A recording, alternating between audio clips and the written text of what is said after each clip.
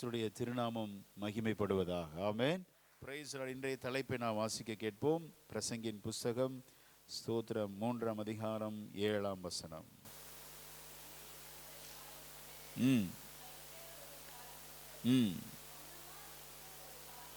மௌனமாயிருக்க ஒரு காலம் உண்டு, பேச ஒரு காலம் உண்டு. அல்லேலூயா.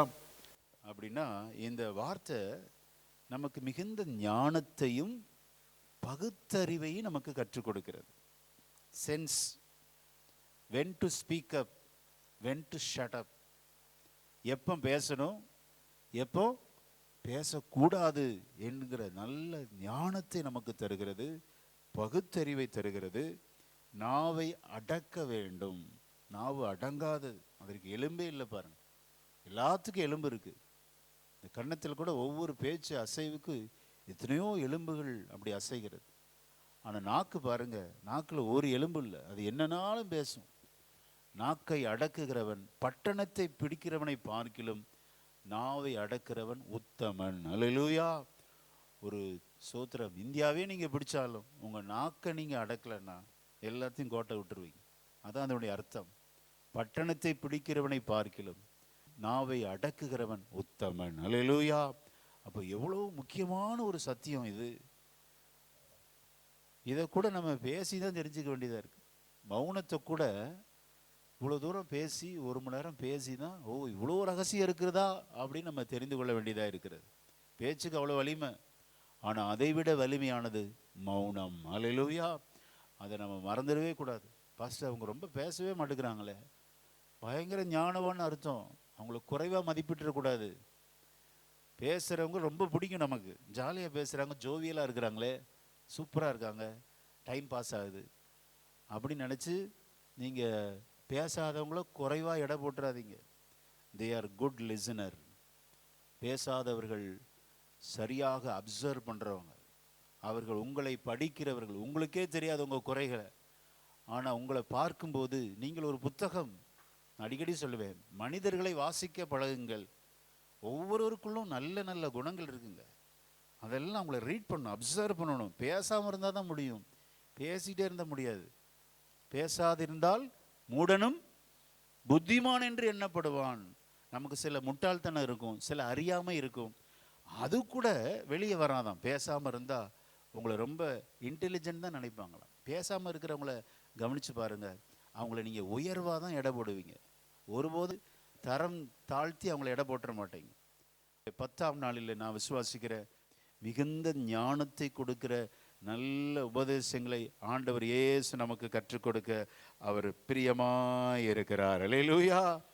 எப்போ பேசணும், பேசாமலே இருந்துடலாமா, அது ஊமையனாயிருவோமே. பேச வேண்டிய நேரத்தில் இந்த வாயை திறக்கணும், ஞானம் விளங்க.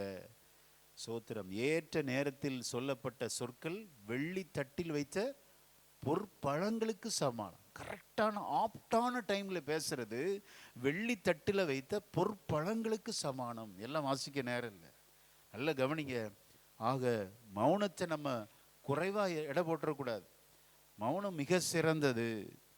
மௌனம் பல அர்த்தங்களை சொல்லுமா. நம்ம நினைக்கிறோம் பேசினாதான் தெரியும் பாஸ்டர். நீங்கள் பேசாமல் சில காரியத்தை சாதிக்கலாம். உங்களுடைய அந்த மௌனம் பல காரியங்களை வெளிப்படுத்துகிறது. நம்ம சொல்லுவோம்ல, பிரின்சிபல் ரூமுக்கு இப்போ போகாத, அவர் எப்படி இருக்கிறாரு, கோபமாக இருக்கிறாரு.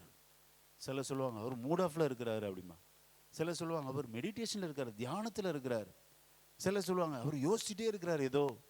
அப்போ மௌனம் பல விஷயங்களை ஒரு மனிதனிலிருந்து வெளியே கொண்டு வருகிறது. பேச்சை விட மௌனத்தினால் அநேக காரியங்களை நின்று சாதிக்கலாங்க. அது நிறைய பேருக்கு தெரிய மாட்டேங்குது. பேசுகிற பிள்ளை தான் எல்லாம் பிழைக்குங்கிறாங்க. பேச வேண்டிய இடத்துல பேசணும், மற்ற நேரத்தில் அமைதியாக இருந்து பாருங்கள். சோத்திரம். நம்மை கொண்டு கர்த்தர் பெரிய காரியங்களை செய்ய விரும்புகிறார். அல்லேலூயா. ஆமென். ஆக மௌனம் என்பது புத்திசாலித்தனம், இன்டெலிஜென்ஸ். எல்லாத்தையும் உளறி கொட்டுறவங்களை கவனிச்சு பாருங்க.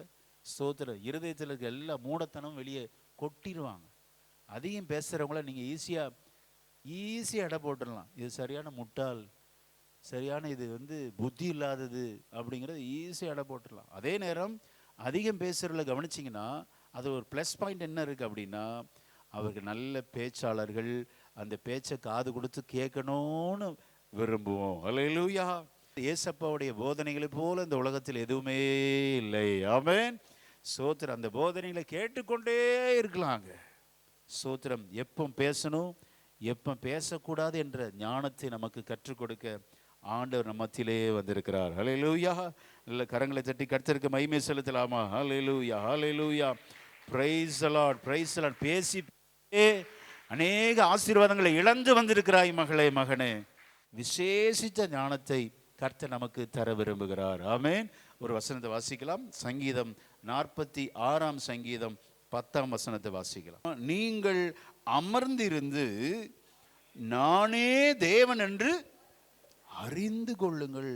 மௌனமா இருந்தாதான் ஆண்டவர் யார் என்பதை நாம் தெரிந்து கொள்ள முடியும். நம்ம பேசிக்கிட்டே லொடலொடன் பேசணும்னு வச்சுக்கோங்க, ஆண்டவர் யார் என்கிற அந்த ஞானமே இருக்காதுங்க. மௌனமா இருப்பதன் மூலம் நாம் தேவ சத்தத்தை அழகாக கேட்க முடியும். அல்லேலூயா. நீங்கள் அதிகாலையில் வீட்டிலேருந்து வர்றதுக்கு முன்னாடி ஒரு 10 நிமிஷம் மௌனமாக இருந்து பாருங்களேன், என்னென்ன சத்தமெல்லாம் கேட்கும். நம்ம நிறைய சத்தத்தை கேட்டு பழகிட்டோம், அப்படி தானே? இனி கொஞ்ச நேரம் போக போக பார்த்தீங்கன்னா சத்தம் நிறைந்த உலகம். என்ன சத்தம்லாம் கேட்கும்? பஸ்ஸு, லாரி, ஆட்டோ, சோத்திரம், இப்படி அவங்களுடைய ஹாரன் சத்தம், ஆம்புலன்ஸ் சத்தம், மிக்சி சத்தம், வீட்டில் கிரைண்டர் சத்தம், ஃப்ரிட்ஜு ஓடிக்கிட்டு இருக்கிற சத்தம், இப்படி சத்தங்கள் பலவித சத்தங்கள் நல்ல சத்தங்களை அடக்கி விடுகிறது. இரவு நேரத்தில் மயான அமைதியாக இருக்கிற நேரத்தில், அந்த மௌனமான நேரத்தில், ஆமீன், பைப்பில் ஒழுகிற அந்த ஒரு சொட்டு தண்ணீர் சத்தத்தை கூட நம்மளால் கேட்க முடியும். அப்படி தானே? ஸோ அந்த சத்தம்லாம் எல்லா சத்தமும் நிறைந்திருக்கிறப்ப கேட்க முடியாது. ஏசப்பாவுடைய சத்தம் அப்படி தான். எலியாவின் இடத்துல எப்போ வெளிப்பட்டார்? பெரும் காற்றில் வெளிப்பட்டாரா? இல்லை. பூகம்பத்தில் வெளிப்பட்டாரா? இல்லை.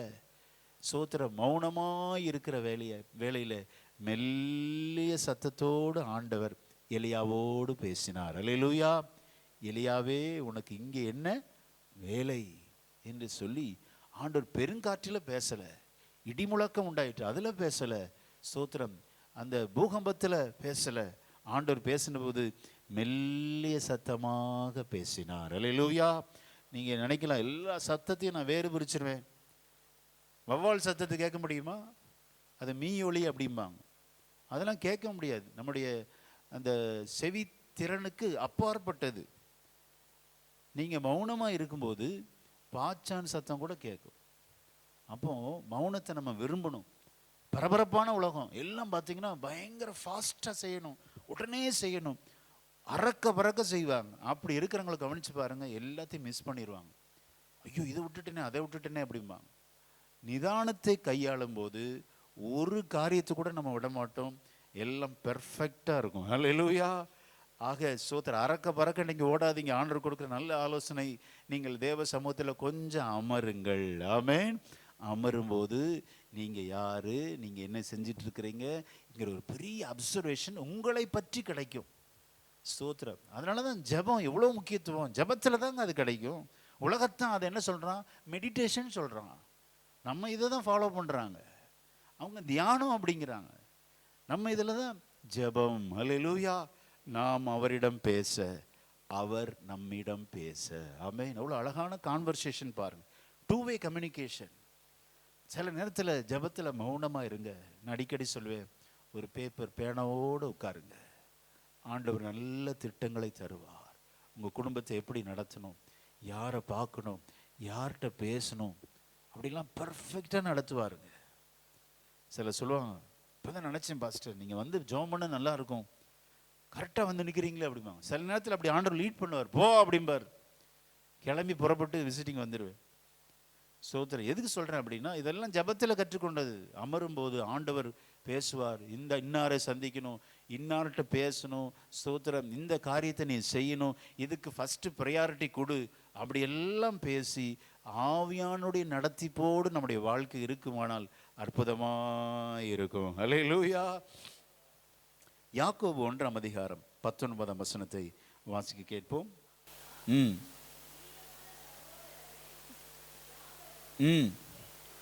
கேட்கிறதற்கு தீவிரமாயும்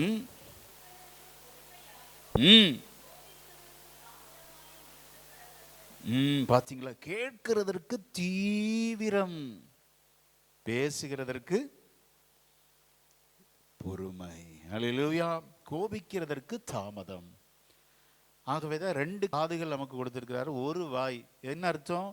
ஒரு வார்த்தை பேசினா 2 மடங்கு கேட்கணும், 2 times லிசன் பண்ணணும், ஒரு தடவை பேசணும். அப்போ மௌனம் தான் கூடுது, பேசுறது குறையுது. பாருங்க, எப்போ பேசணும் எப்போ பேசக்கூடாது. நம்ம தொடர்ச்சியாக பேசிக்கொண்டே இருப்போம் என்றால் நம்மை பற்றி அதிகமாக பேச ஆரம்பிச்சிருவோம். நம்முடைய பெருமைகளை நீங்கள் ரொம்ப பேசுகிறவங்களை கவனித்து பார்த்தீங்கன்னா அவங்களுக்குள்ள கடைசியில் இருக்கிற எல்லா அவங்களுடைய தாளந்துகள், அவங்களுடைய சூத்திர பெருமையே பேசிக்கிட்டு இருப்பாங்க. இது கடைசியில் பார்த்தீங்கன்னா அவர்களுக்கு பெரிய ஒரு அடி. ஆமீன். தாழ்மை உள்ளவர்களுக்கு கர்த்தர் கிருபை அளிக்கிறார். சில இடத்துல பேச்சை நிறுத்தவே முடியாதுங்க. ஐயோ போதும் போதும் ஆயிரும். அதிகம் பேசுகிறவர்கள் பெருமை பேசுகிறவர்கள், அவங்க இடத்துல தாழ்மை இருக்கவே இருக்காது. இன்னொன்று கவனிங்க, சுய விழிப்பு உணர்வு இல்லாதவர்கள், செல்ஃப் அவேர்னஸ் இல்லாதவங்க, எதை பேசுனே தெரியாது, வீட்டில் நடக்கிற அந்தரங்கத்தெல்லாம் வந்து கொட்டுறது. அப்படி நம்பி யார்கிட்டையும் பேசாதீங்க. அவங்க வெளியே போய் உங்களை தூற்றி தெரிஞ்சிருவாங்க. நீங்கள் நம்பி சொல்லுவீங்க, கடைசியில் பார்த்தீங்க நம்பிக்கை துரோகம், தவளை தன் வாயால் கெடுங்க. ஸ்தோத்திரம். செல்ஃப் அவேர்னஸ் இல்லை. கணவன் மனைவி சண்டையெல்லாம் வெளியே போய் ஒப்பிக்கிறது, குடும்ப பிரச்சனை, பெற்றோர் பிள்ளைகள் பிரச்சனை, சொத்து பிரச்சனை, அந்தரங்க வாழ்க்கை. வாயை திறக்கக்கூடாது. இனி யார்கிட்டையும் சொல்லாதீங்க, கர்த்தரிடத்தில் சொல்ல பழகுங்கள். அல்லேலூயா. சில நேரத்தில் உங்களை விசாரிக்கிறது போல விசாரிப்பாங்க, கடைசியில் உங்களுக்கு பெரிய துரோகம் பண்ணிடுவாங்க. ரொம்ப ஜாக்கிரதை. ஆமேன். ஸ்தோத்திரம். கர்த்தர் கொடுத்த வாழ்க்கையை கர்த்தருக்காக நீங்கள் செலவிடுங்க, நேரத்தை தேவனுக்கு செலவிடுங்க. எந்த அந்தரங்கத்தையும் உங்கள் இருதயத்தை திறந்து சொல்லக்கூடாதுங்க. ஏதாவது ஒரு நாளில் பெரிய துரோகம் பண்ணிடுவாங்க. அப்போ நடக்காமல் இருக்கலாம், திடீரென்று உங்களுக்கு அவங்களுக்கும் சோத்திர திடீரென்று பகை வரும்போது உங்களை பற்றி இப்படி சொன்னாங்கன்னு சொல்லி போட்டு உடைச்சு. ரொம்ப கவனமாக இருக்கணும். மௌனமாக இருக்கிறவர்கள் புத்திசாலியானவர்கள். ஆமென். ஆக மௌனமாக இருந்து பழகுங்க. ஸோ எல்லாரோடும் நெருக்கமான பழகாது. எனக்கு பொறாமையெல்லாம் கிடையாது. நீங்கள் தப்பாக நினச்சாலும் சரி, அது எனக்கு பொறாமை கிடையாது. கடைசியில் உங்களை பற்றி அவதூறாக வந்து சொல்கிறப்ப எவ்வளோ கஷ்டமாக இருக்குது, ரொம்ப கஷ்டமாக, மனசு வேதனைப்படும். அப்போவே சொன்னேன், கேட்டாங்களே இவங்க. ஒரு லிமிட்டுக்கு மேலே பழகக்கூடாது. எல்லாம் ஒரு எல்லை தாங்க. அந்தரங்க வெளியே சொல்லக்கூடாது. கணவன் மனைவி பிரச்சனைகள் 1000 அடித்தடி இருக்கலாம். சோத்திரம். எத்தனையோ வாக்குவாதங்க இருக்கலாம். பெற்றோர் பிள்ளைகள் பாக பிரிவினைகள் வெளியே சொல்லக்கூடாது. மௌனமாக இருக்கணும். இந்த காலை வேளையிலே ஆண்டவர் நமக்கு நல்ல ஞானத்தை தருகிறார். அல்லேலூயா. இதெல்லாம் பகுத்தறிவுங்க. இன்னொன்று பார்த்தீங்கன்னா, இந்த மௌனமாக இருக்கிறவர்கள் மனத்தாழ்மை உடையவர்கள். ரொம்ப பிதட்ட மாட்டாங்க. தங்களை பற்றியோ அல்லது குடும்பத்தையோ, தங்களுடைய பணம், படிப்பு, அந்தஸ்து, வேலை, கௌரவம் எதையும் பற்றி பேச மாட்டாங்க. ஆனால் இந்த உலகம் என்ன சொல்லுது? பேச தெரியாது அப்படி. நான் ஏற்கனவே சொல்லியிருக்கிறேன், மதிப்பிற்குரிய மன்மோகன் சிங் ஐயா அவர்கள் நமது இந்திய தேசத்தை ஆளுகை செய்யும் போது அநேக திட்டங்கள் அவர் வகுத்தார். அதுதான் இப்போ இவங்கெல்லாம் எக்ஸிக்யூட் பண்ணுறாங்க. இவங்க ரொம்ப பேசுகிறாங்கிறாங்க. அவர் பேசாமலே காரியத்தை சாதித்து. சோத்திரம். நம்ம 20 வருஷத்துக்கு முன்னாடி யாராவது சோத்திரம் ஒரு 1000 கொடுத்தா வண்டி வாங்கிட முடியுமா? 2000. இன்னைக்கெல்லாம் பார்த்தீங்கன்னா சின்ன அமௌண்ட் கொடுத்தாலே அந்த இஎம்ஐ போட்டு வண்டி வாங்குற அந்த மெத்தடை அவர் தான் கொண்டு வந்தார். மதிப்பிற்குரிய அந்த மன்மோகன் சிங் அவர்கள் தான். எல்லாம் பேசாமல் சத்தம் காட்டாமல் செயலில் முடிச்சுட்டாங்க. இதை இவங்க எக்ஸிக்யூட் பண்ணிட்டு இருக்கிறாங்க. இந்தியா வளர்ந்ததுக்கு மிகப்பெரிய ஒரு காரணம் அவர். மிக நல்ல பொருளாதார வல்லுநர், அதிகம் பேசாதவர், அப்சர்வ் பண்ணி நல்ல திட்டங்களை வகுத்தவர். ஆக என்ன சொல்ல வர்றேன் அப்படின்னா, மௌனமாக இருந்து காரியத்தை சாதிப்பவர்கள் தாழ்மை உள்ளவர்கள். அல்லேலூயா. ஆமென். ஸ்தோத்திரம். மட்டுமல்ல, நல்ல மெச்சூர்டு பர்சன். சின்ன பிள்ளைய தான் பார்த்தீங்கன்னா வாயை திறந்த ஸ்டாப்பே பண்ணாது, பேசிக்கிட்டே. சில சொல்ல வருவாங்க, பாஸ்டர் பேசவே மாட்டேங்குதுமா, ஜோம் பண்ணிவிட்டோம்னு வச்சுக்கோங்க, அது பேச ஆரம்பிச்சிச்சுன்னா நான் ஸ்டாப் பேசிக்கிட்டே பேசி வீட்டையே அழிச்சிடும் கடைசியில். அது வந்து மெச்சூர்டே இல்லாதவங்க, முதிர்ச்சி இல்லாதவர்கள் தான் வளன்னு பேசிக்கிட்டே இருப்பாங்க. நான் விசுவாசிக்கிறேன் இந்த தேவ சத்தியம் உங்களுக்கு நல்ல மெச்சூர்டு பேசனாக மாற்றும். ஹல்லேலூயா. ஆமென். நல்ல முதிர்ச்சி நம்ம ஆண்டவரத்தில் கேட்கணுங்க. கீழ்ப்படிதல் கற்றுக்கொள்ளணும். இன்னொன்று மிகப்பெரிய ஒரு சத்தியம் என்ன அப்படின்னா, நம்ம ஏதாவது பேசுகிறப்ப வாய் தவறி சொல்லிடுவோம், வதந்திகளை பரப்ப 100% வாய்ப்பு இருக்குது. அப்படி ஏதோ ஒரு விதத்தில் சொல்லுவோம், அவங்க வேறு விதத்தில் புரிந்து கொண்டு கடைசியில் 10வது பர்சனுக்கு போகிறப்ப அது பார்த்திங்கன்னா பல மடங்கு பெருக்கி ஜோடித்து உருவாக்கி கொண்டு போயிடும். அவங்க இப்படி சொன்னாங்கன்னு சொல்லி பேசாதிருக்கும் போது வதந்திகள் பரவாமல் அடங்குகிறது. எல்லாமே எவ்வளோ நன்மை இருக்கு பாருங்க. அப்போ பேசாமலே இருந்துடலாமா? பேசணும். எஸ்தரின் புஸ்தகத்தில் வாசிக்கலாம், எப்போ பேச வேண்டும் என்று மொர்தெகாய் எஸ்தருக்கு கற்றுக் கொடுக்கிற மிக அருமையான ஒரு செய்தி. எஸ்தர் 4:13.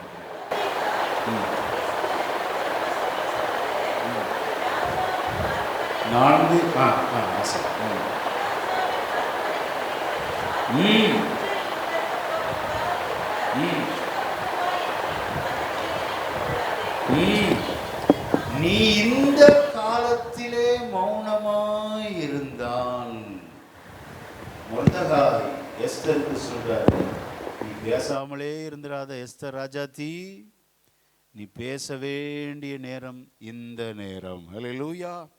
நீ பேசாம இருந்தா உனக்கு அழிவு வராதுன்னு நினைச்சிடாத. நீ ராஜ அரண்மனையிலே இருக்கலாம், நீனும் ஒரு யூத ஸ்திரீ என்பதை மறந்து விடாதே.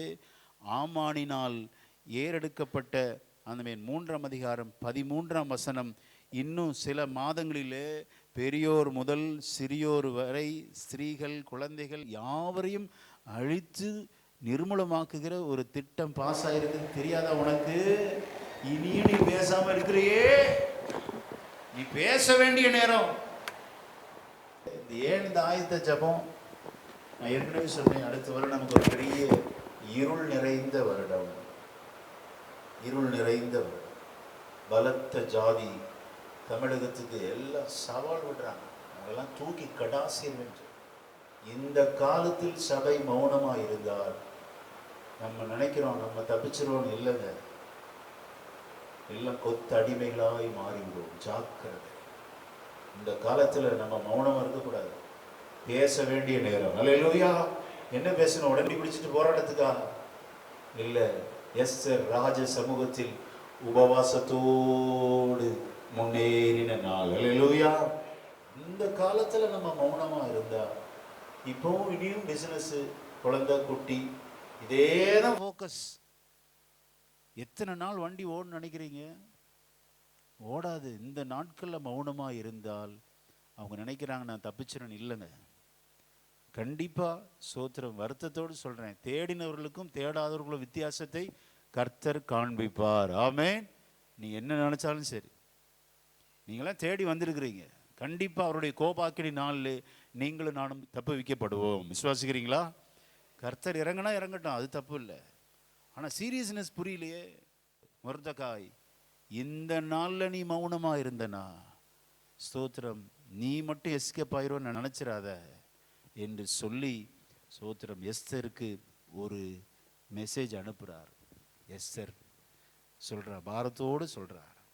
நமக்கு எல்லாருக்குமே தெரிந்த சரித்திரம். 3 நாள் சூசான் எல்லா யூதர்களை அழைப்பித்து, உபவாசம் போடுங்க, நானும் தண்ணீர் குடியாமலும் உணவு அருந்தாமல் இந்த ராஜாவின் இடத்திலே நான் பிரவேசிப்பேன். ஹல்லேலூயா. சோதர் இரக்கம் வெளிப்படன்னு சொல்லி, செத்தாலும் சாகிறேன். பேச வேண்டிய நேரங்க இது. சபை வெளியே போராட்டம் பண்ணுவதில் அல்ல, தேவனிடத்தில் மன்றாடி ஜெபிக்கிற நேரம் ஆண்டவரிடத்தில். இந்த நாளில் மௌனமாக இருந்தா அடுத்த வருஷம் நமக்கு பெரிய இடிதான், பேரழிவு.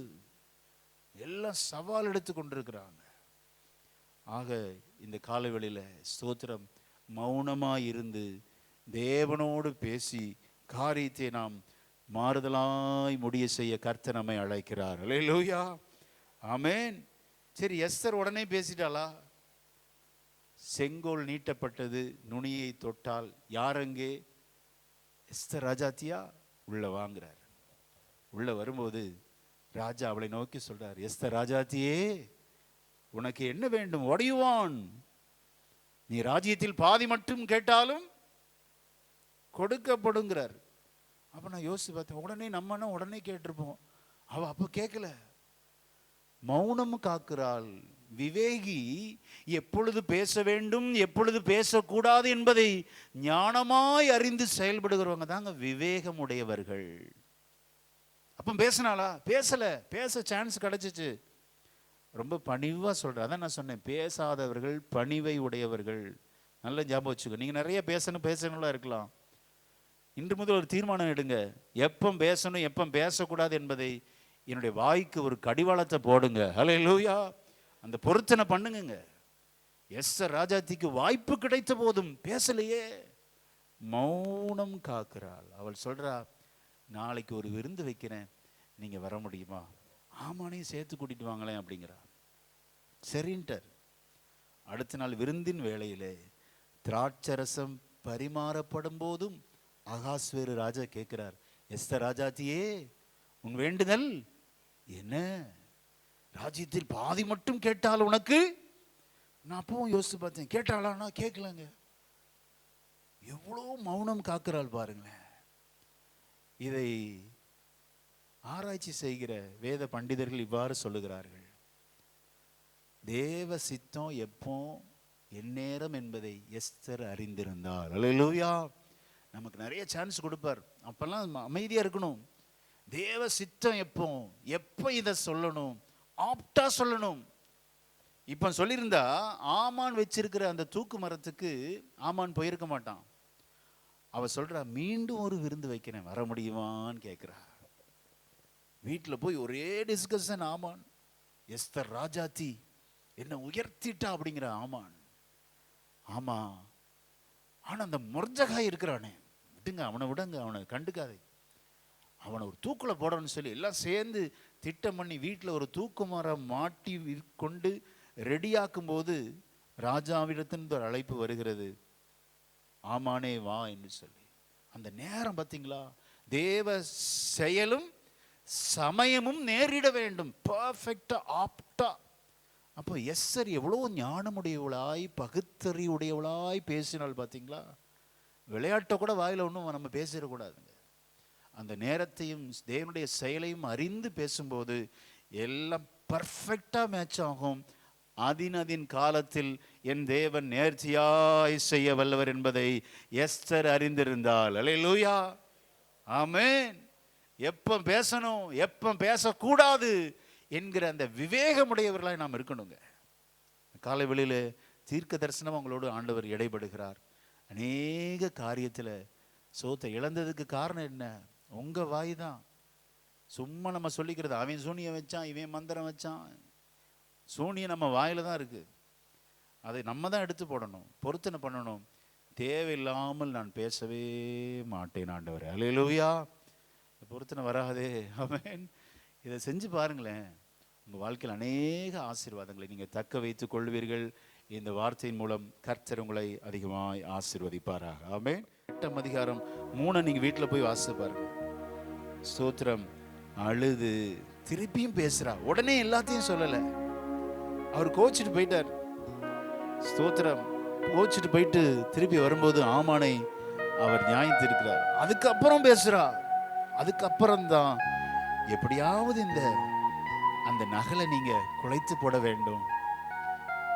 கரெக்டா பேசுற. 8ஆம் அதிகாரத்தின் 3ஆம் வசனம்.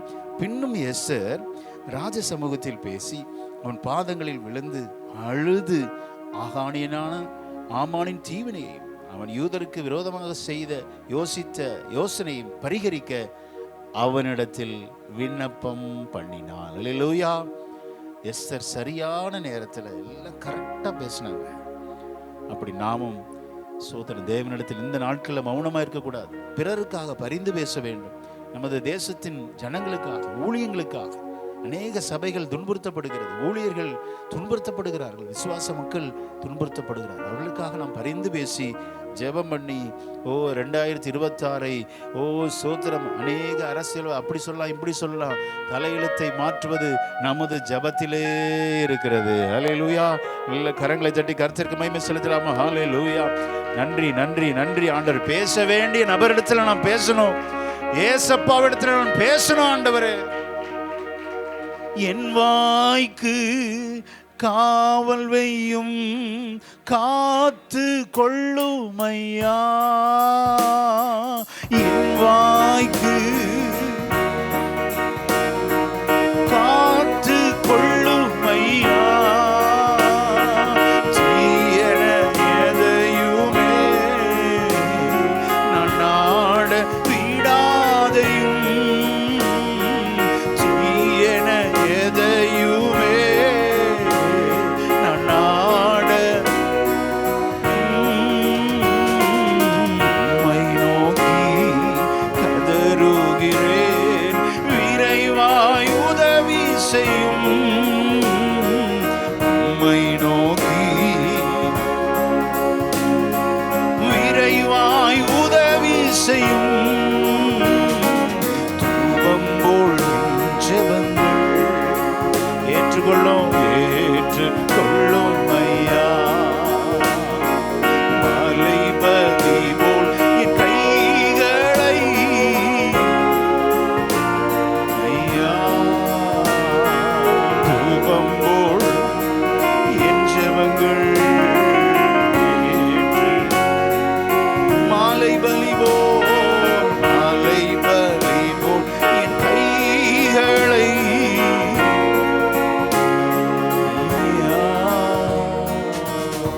பரிசுத்தமுள்ள நல்ல பிதாவே, தர்மையான 10வது நாளுக்காக ஜெபிக்கிறோம். அநேக ஆசீர்வாதங்களை எங்களுடைய பேச்சினால் நாங்கள் இழந்திருக்கிறோம். நாங்கள் ஒத்துக்கொள்கிற சுவாமி, இந்த நாளிலே எங்களுடைய உதடுகள் வாய்களுக்கு காவல் செய்யும்.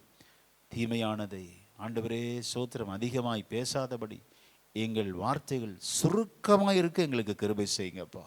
எங்கே பேசணும், எங்கே பேசக்கூடாது, எப்படி பேச வேண்டும் என்பதை நாங்கள் எஸ்தர் ராஜாத்தியிலிருந்து கற்றுக்கொண்டோம். அதை எங்கள் வாழ்க்கையில் அப்பியாசப்படுத்த எங்களுக்கு கிருபை செய்யுங்க.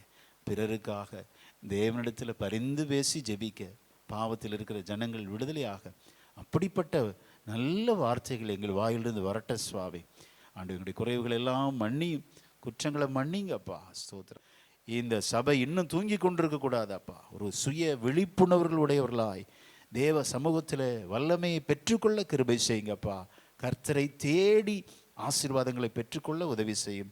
இயேசு கிறிஸ்துவின் நாமத்தில் ஜெபிக்கிறோம் நல்ல பிதாவே, ஆமென்.